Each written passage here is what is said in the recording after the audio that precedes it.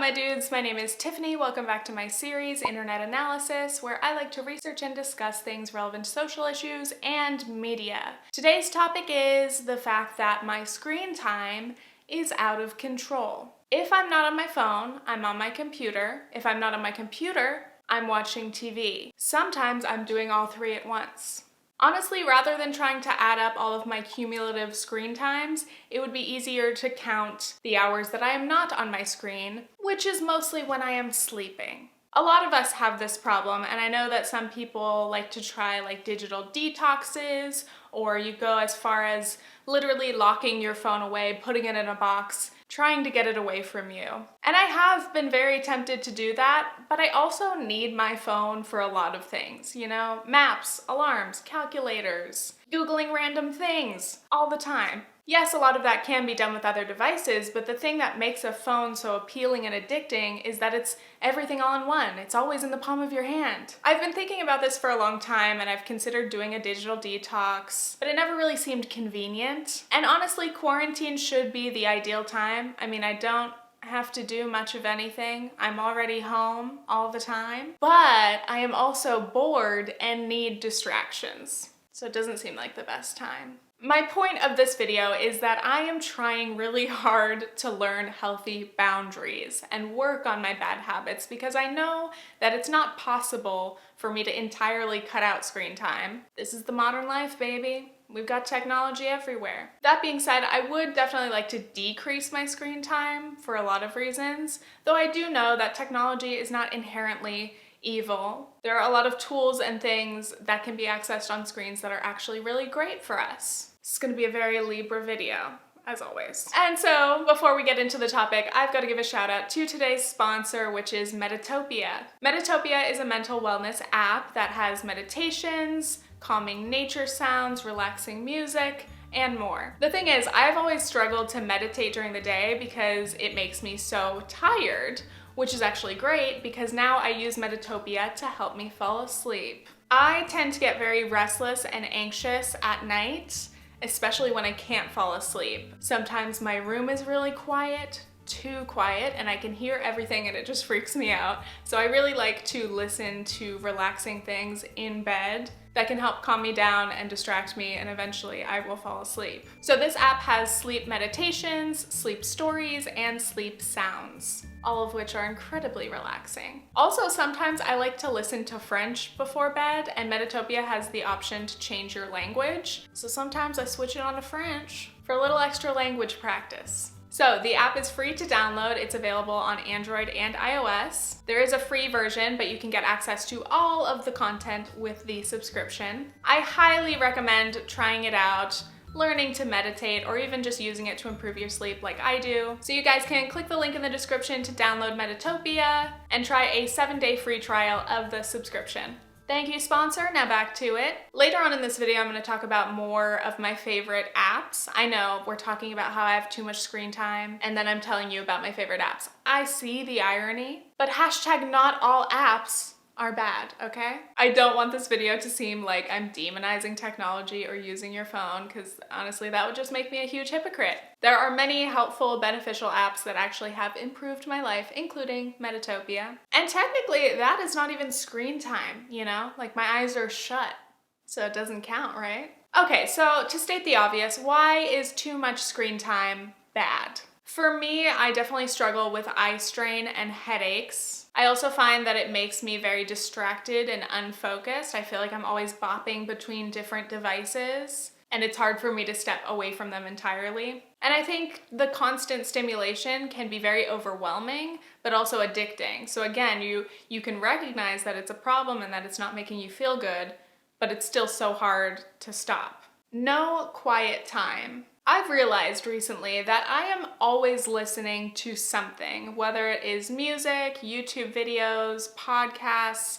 I always have something playing, almost from, the minute I wake up. I like to have something accompany me to make my breakfast, and when I'm walking somewhere, all the time. Sometimes I'll be like on my computer trying to work on a video or an assignment, and I'll have a video playing on my phone and realize that I'm struggling to concentrate, obviously, but then I don't stop, Or sometimes if my anxiety is high and my thoughts are racing and I don't want to pay attention to them, I'll try to listen to something else, but then I end up not being able to focus on anything. So on one hand, I am concerned with my inability to sit in silence, like sit with myself very often. I wonder if I'm missing out on like quiet moments or the sounds of the city as I'm out and about, back when we could be out and about. And I think that's why meditation and mindfulness in general have become so popular, because all of us, or most of us, have the problem of finding it really hard to slow down and quiet ourselves, or even just listen to ourselves, listen to our own thoughts.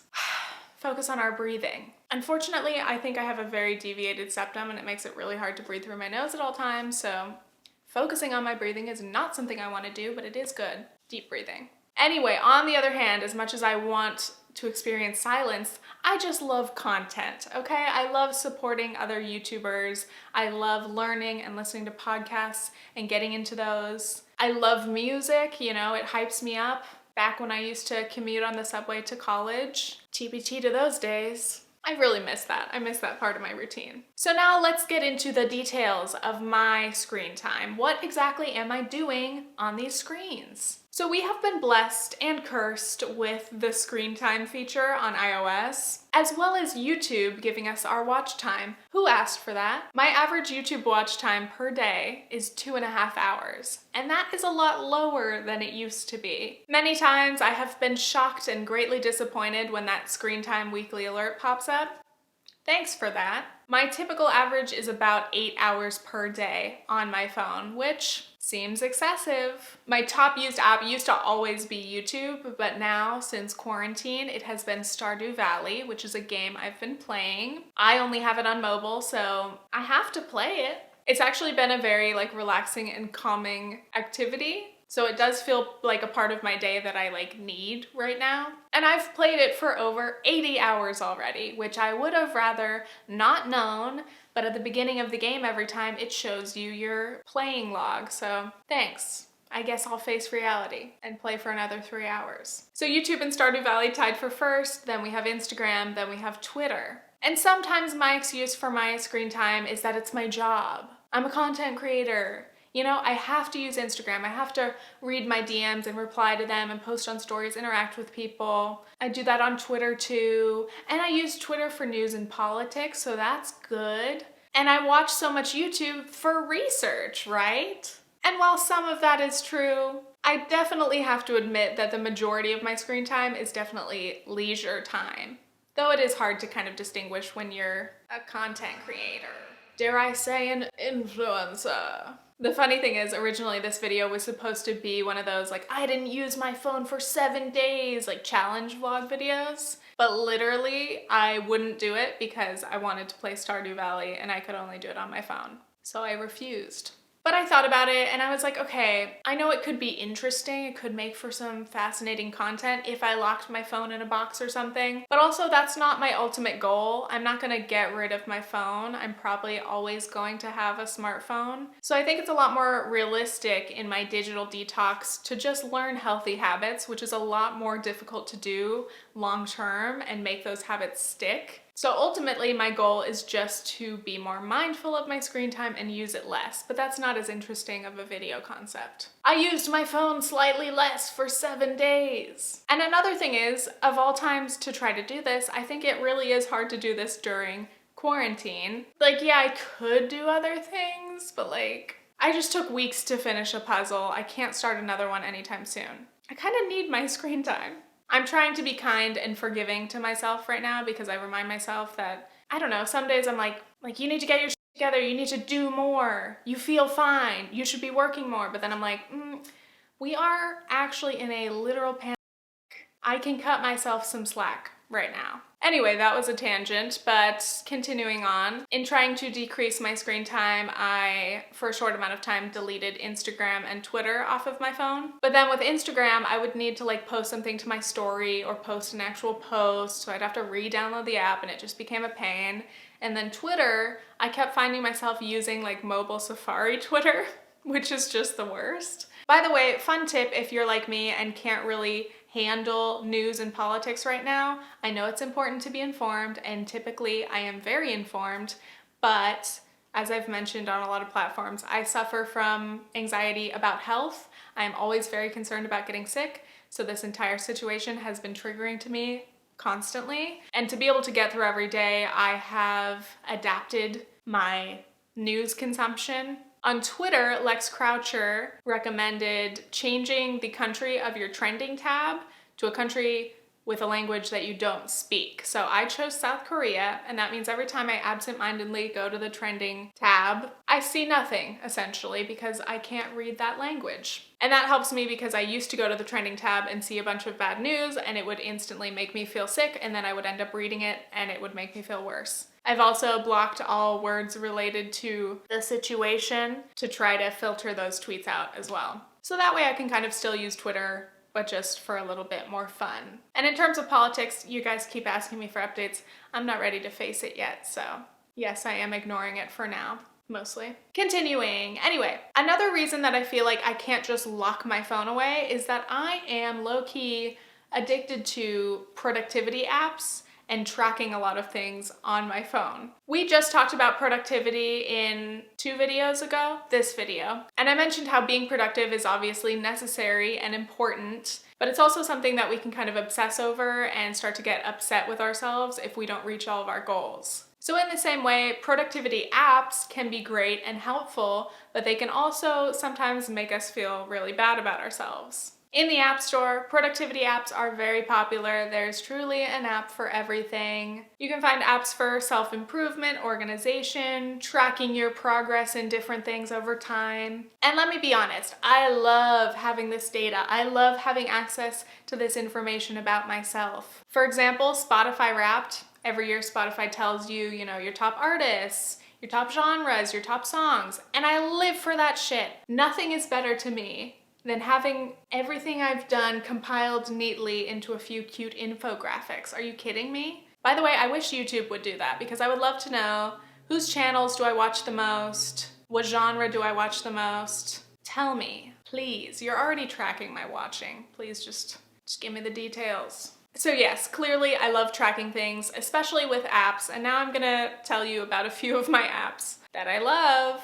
First, I have a water drinking app. And let me tell you, worse than my struggle with too much screen time, for years I have been struggling with drinking enough water. I have been chronically dehydrated for a long time. Sup you guys, hydration challenge day 2. Hydration challenge. Hi, we're in England and I haven't drank any water today.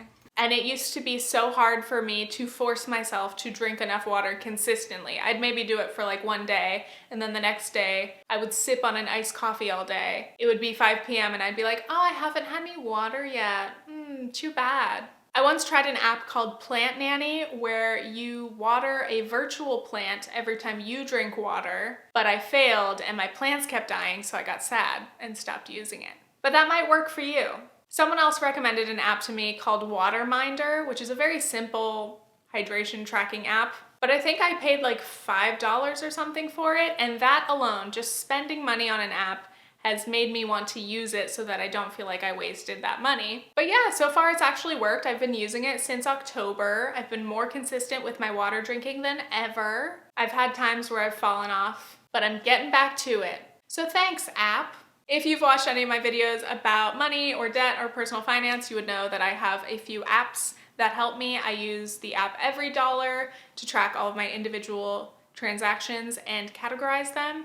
And then I put all of that information every month into an annual budget spreadsheet. Very fun. It is fun, okay? I enjoy it. Continuing on, I bought a Fitbit for the first time last November. So there's an app that goes along with that to track my steps every day. Pre-quarantine, obviously, I still worked from home, and the only time I really got out of the house was to go to school and come back. But I realized I really wasn't moving around a lot, and it is not great to be sedentary. The Fitbit did help me kind of force myself to notice that because it was literally always on my wrist, reminding me. Excuse me, I have Invisalign and I try very hard to enunciate clearly in my videos, but I just said risk instead of wrist. Had to call myself out. Pay no attention to my eyebrows. I made them 100% too dark today, and I'm embarrassed. But I wasn't very hard on myself about hitting 10,000 steps because when I got it, it was winter in New York, so not really walking weather, but on days that were a little bit warmer and nicer, I would feel a lot more motivated to go out on a walk or take an extra little trip around the block just to get a few more steps in. So that kind of was effective. I also have apps to track what entertainment I'm consuming.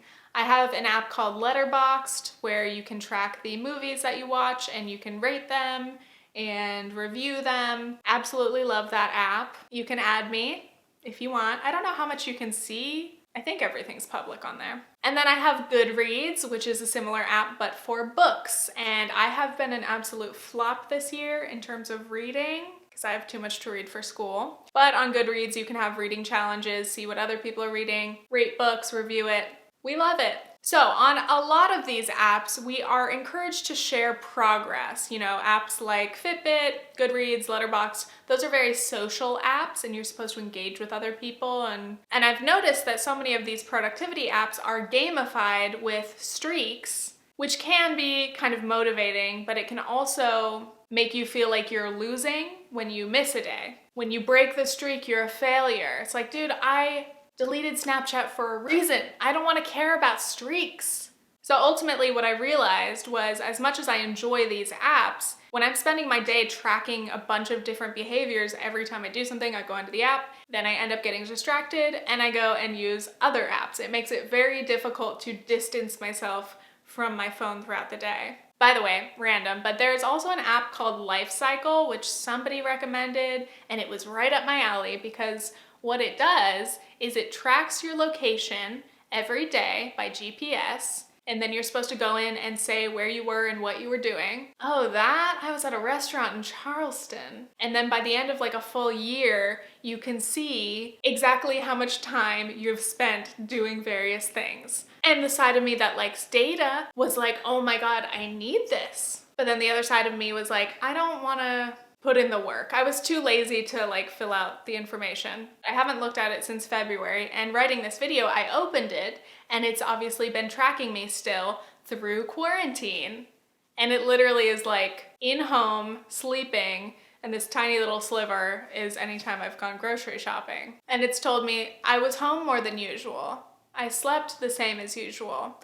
I walked less than usual. It's like, okay, tell me something I don't know. Thinking about it now, it feels very dystopian and I want to delete it. Why did I voluntarily give an app permission to literally track all of my movements always? Oh wait, a lot of apps do that. All of the privacy issues with big data are too much to get into right now, but oh man. So for the last month or so, I stopped tracking things. I don't know if that was maybe when I was feeling especially anxious and depressed, but I didn't want to deal with everything. I didn't want to feel bad for not doing the things that I'm supposed to do according to my productivity apps. I took off my Fitbit because I don't need a reminder that I'm not hitting 10,000 steps a day in my apartment. I know that Fitbit. And for a while it felt nice to not be tracking things, but recently, like this week, I've noticed that I feel very aimless and I had a good number of days where I just felt like I was doing nothing, getting nothing done. I was only playing Stardew Valley, which is productive in the game, but not productive in real life. So I printed out a habit tracker because I usually prefer for a lot of my organizational things to be on paper to try to avoid like 100% digital everything.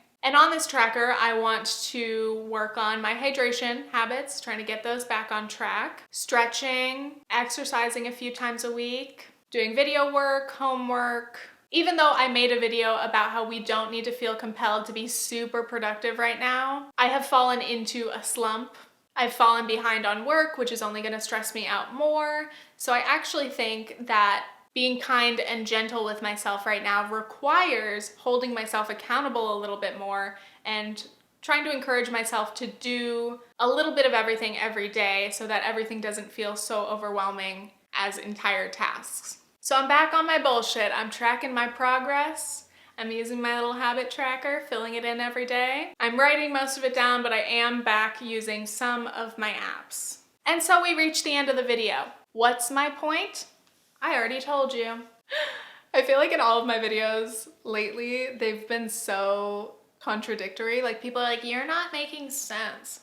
only a few people, but my videos might seem a little middle of the road to some people who prefer to be a little bit more one way or the other. But I honestly see a lot of things as very like balanced. And I think especially when it comes to developing healthier screen time habits, again, because screen time is a part of almost all of our lives every single day, it's very hard to get away from. It's healthier for us to learn how to manage it and how to develop these good habits rather than, it's almost like dieting. Like a digital detox sounds like a physical detox. And I think sometimes we like extremes. We like the idea of a challenge, like, oh, I'm gonna go so hard, I'm not gonna use my phone at all, or whatever it is. I'm gonna do a no spend month, I'm gonna do a no sugar month.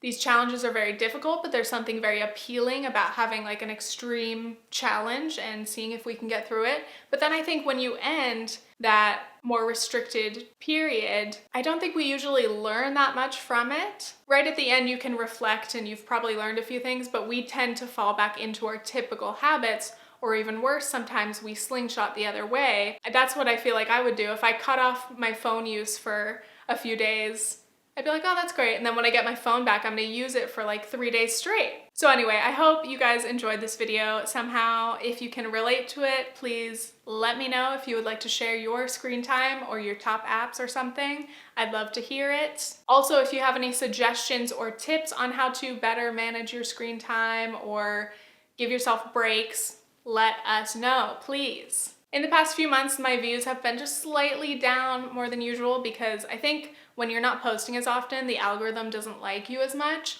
So if you're watching this now and you haven't seen some of my latest videos, please give them a watch if you are interested. And every comment that you leave probably helps the algorithm like me a little bit more. So thank you so much. I really, really appreciate it. I'm generally feeling pretty good today. Oh my God, I forgot to mention. I'm kind of wearing this as a shout out to some of you. In my last video, I pronounced Adidas, which apparently is the correct pronunciation because the founder is German, but in America we pronounce it Adidas, and in a lot of other places people call it Adidas. So people were very bothered by me pronouncing it that way, but like technically it's right. I only did it to kind of be annoying. Mostly it's the influence of my boyfriend. He's English. Now I say vitamin water. There are little bits of pronunciation that have gotten into my head and I can't stop. If you want to follow me on Instagram for some mediocre pics, you can do that. If you want to follow me on Twitter, you can do that.